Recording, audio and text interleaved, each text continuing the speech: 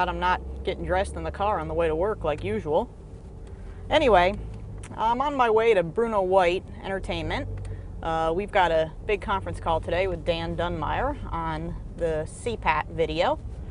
I partner with Bruno White on our Department of Defense contract. Bruno White's a full-service production company. They're responsible for just about every aspect of production. And Dan Dunmeyer is the Corrosion Policy and Oversight Director for the Department of Defense.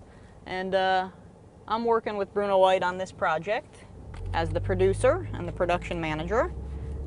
And I act as the liaison between Bruno White Entertainment and the Department of Defense. So we're working on the CPAT video.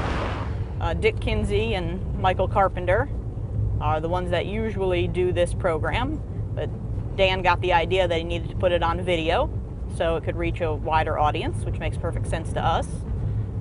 So that's what we're doing.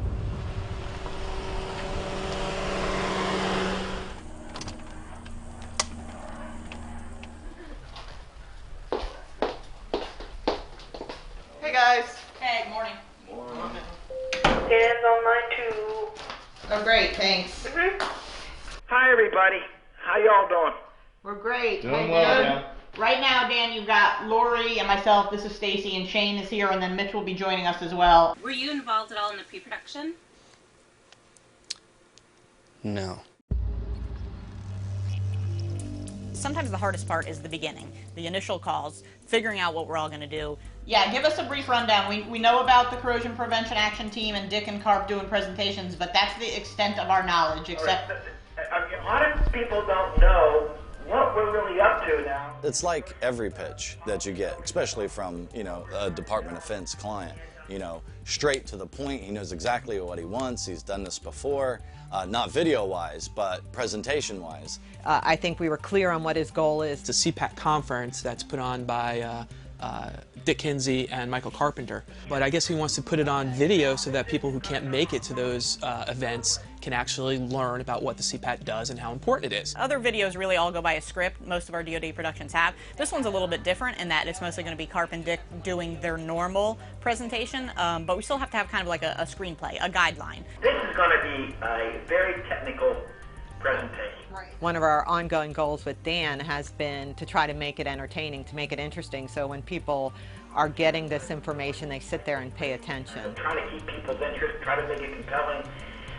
I don't know if we can make a compelling CPAT workshop or not. I have no idea. Dan will call and say, I want to do this. I need to get this word out, and I've got to present this, and we've got to do this. And then Shane will be like, well, we can do this and this and this, and he comes up with all these great creative ideas that obviously everybody loves. And I think he starts at the top thinking that Dan will scale him down. The problem is Dan never scales him down. You have to brainstorm. Are we going to go to a convention hall? Are we going to set it up as a super secret base? You think of all these crazy things, to try to make it cool, and then they, say, hey, come back to reality. And it comes down to Lori and I to be like, yeah, we can't afford that. Well, let us think about it and just like have some creative brainstorming at this end. And once the creative is approved by the client, then you can really jump in and get into the meat of a project. Presentation, some kind of PowerPoint behind them. I know what government videos look like. I know what most people think about government videos. So I make sure I shoot exactly what they imagine, and at the same time, on the little sleight of hand, do something crazy. And now Shane and I are going to kind of get together and go look at some other options creatively to see what else we can bring to it.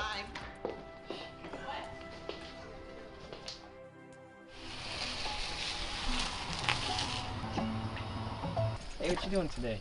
What's up, man? Editing. Am I the only one you're going to be following? A couple people. I don't really want to do it right now. Really? No.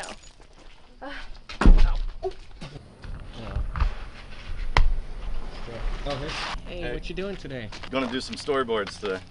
Cool, can I film you? Yeah, but just woke up, so don't expect too much. So now I'm going to go in, mock up some storyboards, and hopefully within an hour or so send it off to the client on telling him what we could do kind of for the budget. Okay, so the first thing we're going to do is use a previs program and build our room. Okay, so there's our area we're going to use. So we're going to build that. And here is our room. We're looking down on the set. So now that we have our floor plan built out, I got a couple helpers coming in, Michael and Michelle. Okay guys, if we could start with our 2 host chairs at the front.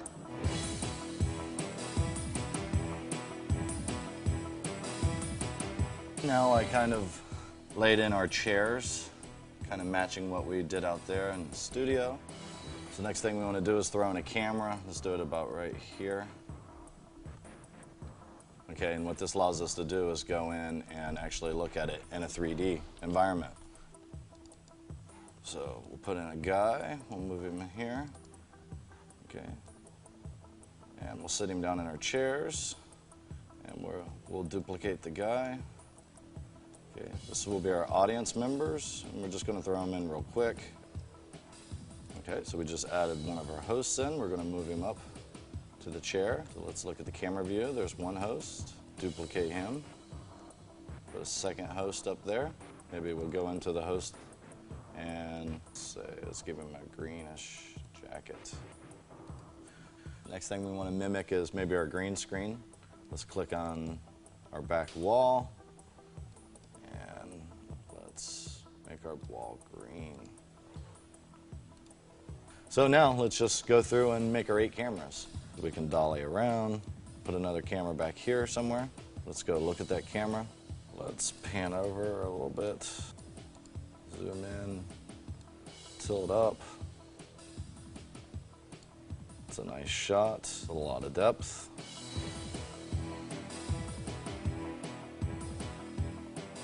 So again, allows us to go in, throw in a bunch of cameras, and I can rough in a lot of the camera angles that I'd like to present to the client so they can see kind of what we're envisioning what the shoot would look like in front of our green screen. I'm just going to print these off and send them to the client and see what he thinks. Stacy Cook is a production manager on this job. Hey, Dan, Stacy. Her and I will work on the budget and where we're going to spend our dollars, and also with Shane, who will probably direct the project. So we'll say, you know, where do we want to spend our money best? So now that we've got the ball rolling, we've had our calls, we know how much money we have to do this. We were given this budget ahead of time, so we were trying to reach a creative goal and stay within a budget. And traveling a lot of people or hiring extras can get very costly. So after the producers decided we had a logistic nightmare and a budgetary constraint on flying a bunch of people in, we came up with the multiple Dans concept. The initial concept kind of came out of a past project that Dan liked that had lots of Dans in it. And actually looking at the storyboards, when I made the storyboards for this, I used the exact same character in my 3D program for all of the audience. So putting those two things together, I just thought, hey, let's make Dan in each one of these seats. What it pretty much did for us is made the budget much cheaper, didn't have to fly in anybody.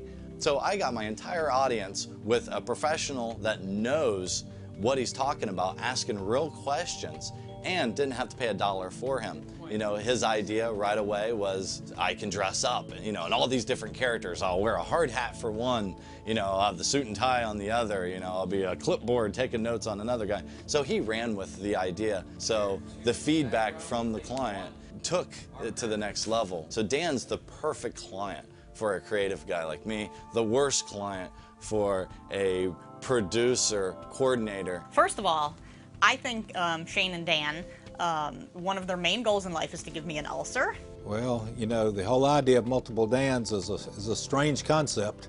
You mean Dan? There would be people who say, you know, maybe one Dan is enough. Sometimes one Dan is enough. That's a joke, as Dan would say. But, you know, I trust Shane, and, you know, he's never let us down before, so we're going to make it happen. Oh, good morning. Come on in. Appreciate you coming here, and I think it's kind of fantastic that you guys, I'm going to get some coffee here, that you're putting everything in context by by really showing what goes on behind the scenes.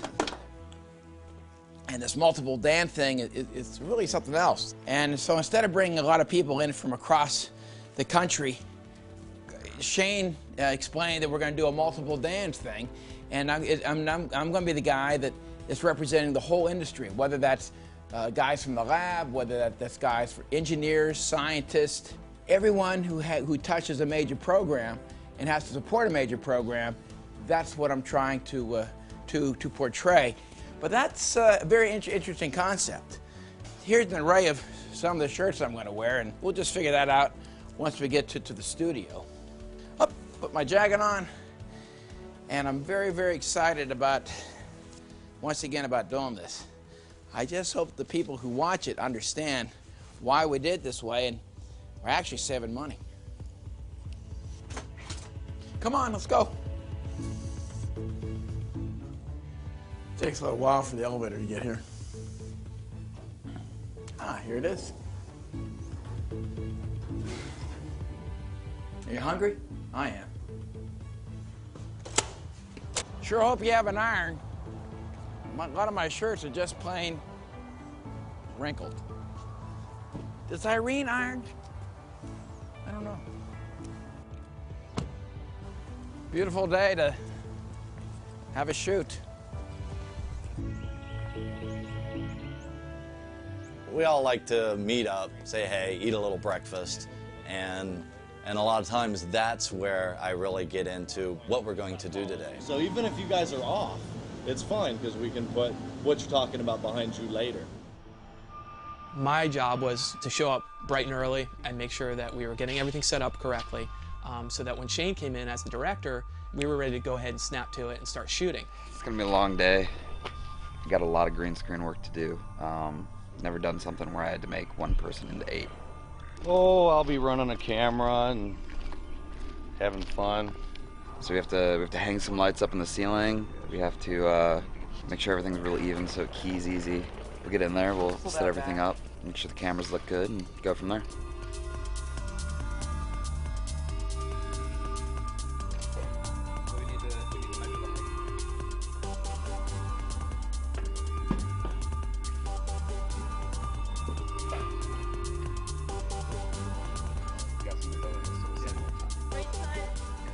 Under production, my duties consist of setting up the camera, making sure that it looks good, making sure the shot's represented the way the producer and the director want it to look. We just have to get talent in, basic makeup. They are, DOD guys. It's not like you powder them up too much. Being called talent just by virtue of the name alone conjures up some kind of capability that sometimes is a little difficult to handle. You see how red he is? That was the terminology that they started using on Carp and I as talent, but I guess I had a hard time absorbing that one, so probably didn't take it too seriously. Dick and Carp had to take a 2 to 3 hour presentation to a live audience and condense it to 46 minutes. The beginning, the very first take, I think Dick and I both felt pretty nervous. I felt like that working with no audience really other than the people that were filming and so forth, and working in front of a green screen probably was a little more difficult to put any life or energy into it. It was pretty easy to sit there, and then when it came your time to answer a question, to be somewhat flat just because you're talking to a big empty room. That was a different experience for sure. You're looking at an audience and they're looking at nothing. They have to perform, they have to pretend like the dinosaur is getting ready to eat them, but there's no dinosaur there.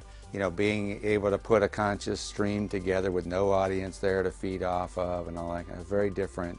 You kind of feel like you got to get it right the first time. You can't stammer or stumble on your words. We needed to get the 45 minutes of Dick and Carp going through the presentation. You have to shoot it a couple different times, couple different angles. When we do the moving shot, the computer can track the change in the background and keeps our background plate in the right aspect for the camera's position. Dick and Carp knew exactly what they had to present and exactly how they would present it because they've done it so many times. From our experience of doing this before and what we knew we needed to say in reaction to Dan's questions, I think we did a pretty good job of getting the word out. I mean, we're not actors. We didn't script this thing, and I wouldn't think it will come across that way.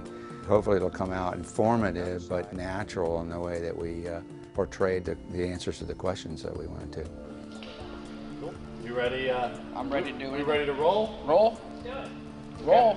This particular shoot was one of the most arduous of any of our DoD shoots. It was a day of Dick and Carp doing their presentation, and then it was a day of multiple Dans, which was crazy. It worked, but it was crazy because it was like Dan dressing in like 12 different outfits, you know, sitting in different spots in front of different green screens, shot from different angles. And Dan, just, you know, you gotta bless his heart for the amount of patience that he has. Seat 1, second sticks, marker.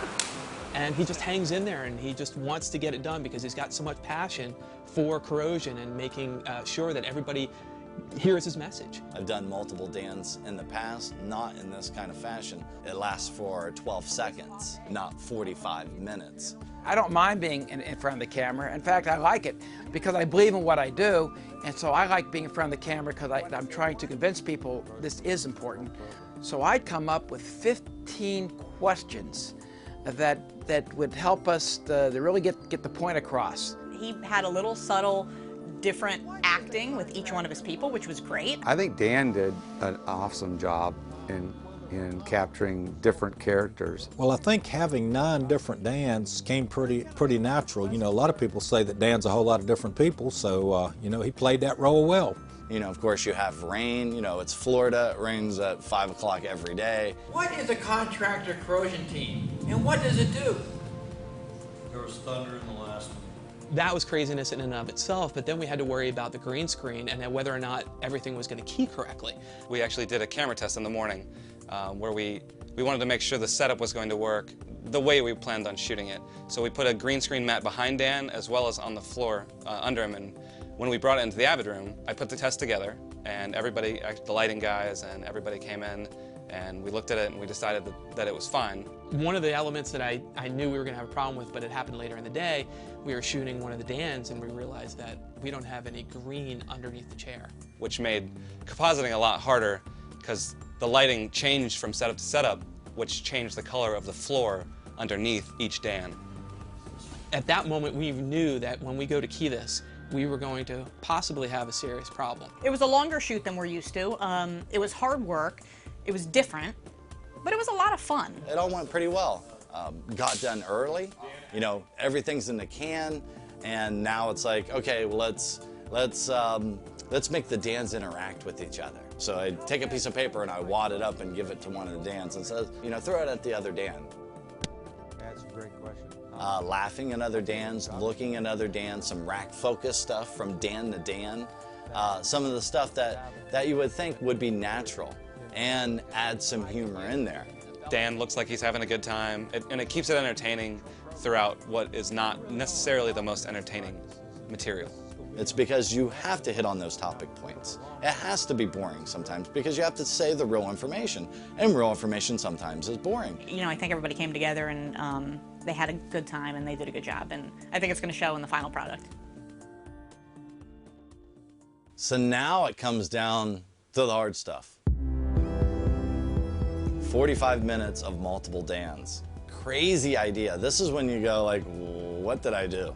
The editing in particular on this project, we had to go about a little different way than things we would normally edit because this has a lot of effect shots. First thing we did is just do a cut of Dick and Carp. No audience, they're in front of a green screen, and we just did a 45-minute cut of the actual content. There were places in there where I felt like I was pretty flat.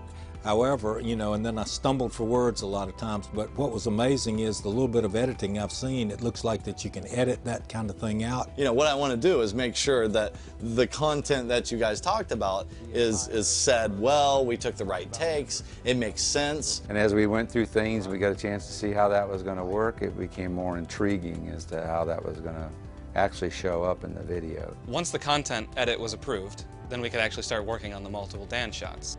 So we're going to go through the shot where Dan is throwing a piece of paper at himself. You can see Shane, our director, right there. How fast can I get my corrosion prevention control program institutionalized? That's a great question. Now our other layer is Dan actually throwing the paper. And looks How like fast this. can I get my corrosion prevention control program institutionalized? That's a great question. So you can see he actually throws nothing at the other Dan. He just motioned that he was going to throw. So the first thing I'm going to do is do a quick key. We're just going to make sure we line the shots up to make it look natural. Prop Shane out here. Right to about right where his hand is. Now, we're going to want to put him exactly where Shane was, so we'll see what it looks like right now. So you can see that he's not in the right spot right now, so we need to just move his layer.